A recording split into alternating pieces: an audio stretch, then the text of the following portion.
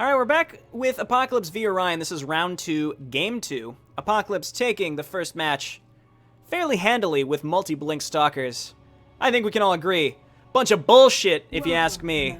Just kidding. Really cool strategy. Very hard to deal with, but, you know, every sub-faction... When every sub-faction is OP, no sub-faction is OP.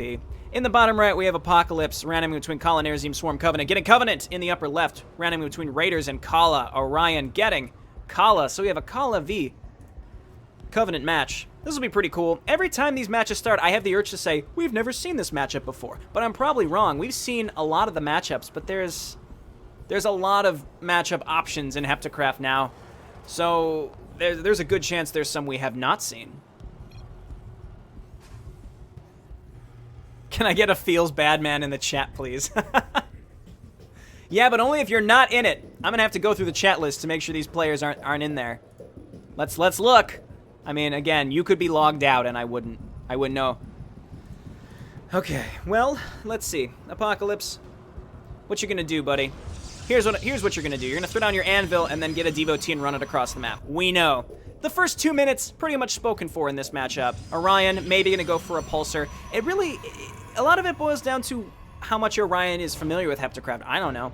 Getting your feels bad mans in the chat if you're watching the VOD for this in the future, Orion. I'm seeing the feels bad man.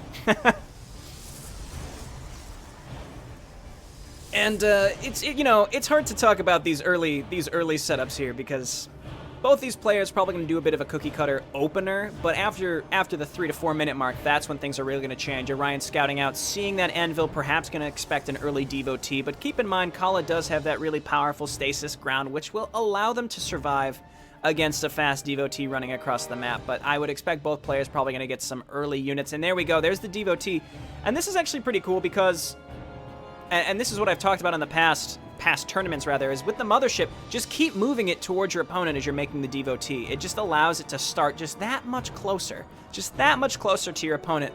The hilarious thing, though, would be if Orion rushed to like 2 or 3 dragoons and ran over here and killed it. That would just be depressing. So what do we have coming out here? We do have a dragoon coming out from Orion, which is going to do its best against a devotee. I think the dragoon movement speed might be faster. Let's see. 384 versus the 4 movement speed of devotees. That's actually been changed. They used to be... Oh, they are still 4.2. What happened in that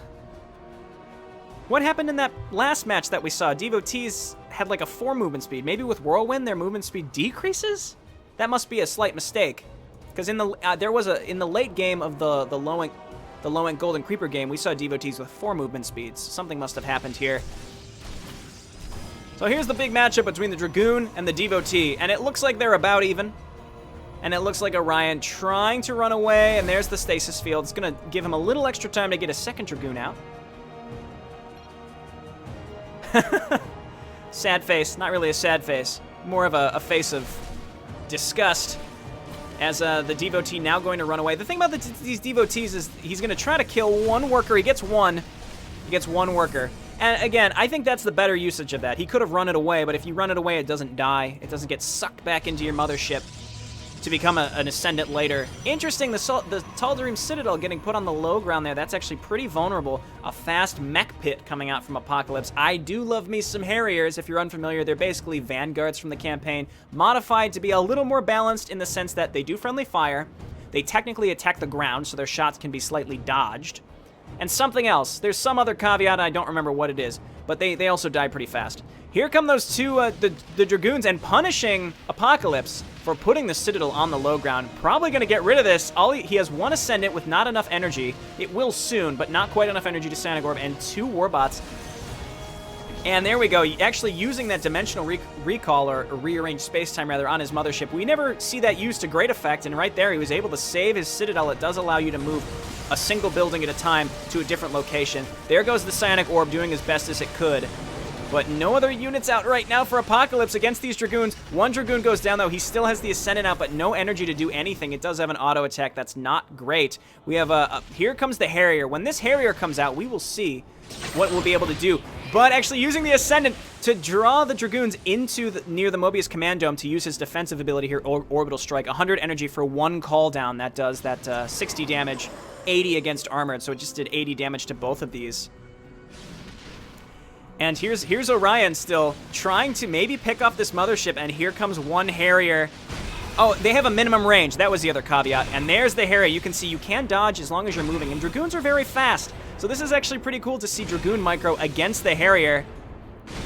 As he's doing his best, but this Harrier might get stuck. One shot landing right there. These Harriers do so much damage. It's just, can you land the shot? Oh no, the Harrier is stuck. He's stuck by his own warbot. This first Harrier probably going to go down, but it did do a lot of damage. It did get one kill, but did a ton of damage to these other Dragoons. This is very intense. Very intense as Orion trying to push in as this warbot luring him back again. Has he learned? Has he learned? He didn't learn that if you get too close to the command zone, you're probably going to get smashed with that with that Orbo call down. Now, you may say, you know, what's the balance? You know, you have a stasis field versus a call down that can near instant kill some units. I think they're pretty well balanced. The stasis field can buy you tons and tons of time. And, I mean, the orbital strike, the AoE on isn't so huge. Isn't so huge that it's going to wipe out an entire attack wave, but it can hit 2 or 3 Dragoons that are clumped up like this. Orion deciding to leave. He is sending more Dragoons, just tons and tons of Dragoons, neither player taking an expansion. So here we go, the opposite of last game. No fast expansions and tons of one base pressure. And Apocalypse barely holding on there. And this is actually quite interesting because I think Orion, I think if he would just take all those Dragoons, he could have done something. It's just, it's hard to say. I can agree, you know, when you're the attacking player, you don't want to outright lose. He's down 0-1, so he probably wanted to be more tentative about that. We do have an expansion coming out from Apocalypse. We'll see if Orion decides to do the same, but instead, perhaps now deciding to attack. He did take his Dragoons and scout all around the map. Well, we can't really see what he's seen. I mean, he hasn't really seen anything because there's nothing up there, but he was checking for any sneaky expansions. Perhaps he knows Apocalypse well because Apocalypse is a sneaky player. Very good control in many instances. Oh my god, when those Harrier shots land, they are a nightmare. And he's doing his best to try to spread out here, but while he's doing that, he's unable to attack, and the Warbots will just peck away as the Dragoons all getting wiped out. Another Harrier out on the field by Apocalypse, as most of the Dragoons get taken out. We now have Zealots on the field. Zealots, eventually, if you can get leg enhancements with them from the High Council, very, very good response to Harriers. If the Harriers are not protected, you can use those Zealots to do so much damage. And actually, we saw that there was a cast that I did. I think it wasn't a live cast, it was a replay cast. And actually, I think it was Apocalypse as well, who was facing Harriers. And he transitioned from Dragoon into Zealot Archon, which is just the perfect counter to Harriers. But of course, you know, if there's a lot of Warbots out, those Warbots will be able to kill the Zealots. At which point, it'll probably come down to numbers. All right, and it looks like Apocalypse may try to push his luck here. These droids are going to keep healing the Warbots as they move across the map. We have 3 repulsors. I'm not sure, unless he can get these into the base of Apocalypse, these repulsors are not going to help too much. As you can see, they do low damage against armored units, which I believe Harriers are armored. Warbots are just mechanical, so I guess these will do a decent damage against the Warbots, but they don't repulse. They don't repulse armored units, so we'll see what's going to happen here. We're getting the Harrier upgrade. The Harrier range upgrade is almost done here. That is terrifying. Nano repair just about done from Apocalypse as well, which is going to allow him to repair a little faster. And what do we have coming out from Orion? He's getting his, he just finished his Dragoon range. Let's keep an eye on this engagement, actually. Apocalypse, both players being a little scared, but Apocalypse sending some Predators in. He's going to get these into the base of Orion and kill so many probes. Now, this is where those repulsors would be quite helpful. And both players, they're really hung up on this engagement right here, so he wasn't keeping check of these Predators. And now, deciding what he wants to do, he's moving them in and out, in and out. Where are those repulsors? Did they die? Did I miss what happened to those? Yeah, they must have died. They're not there anymore. These units are free? Which units is he talking about? They are not free. And here we go, Orion with a stalwart defense as the Harriers are just going to destroy a lot of the units here as he GG's. Apocalypse takes the series 2-0.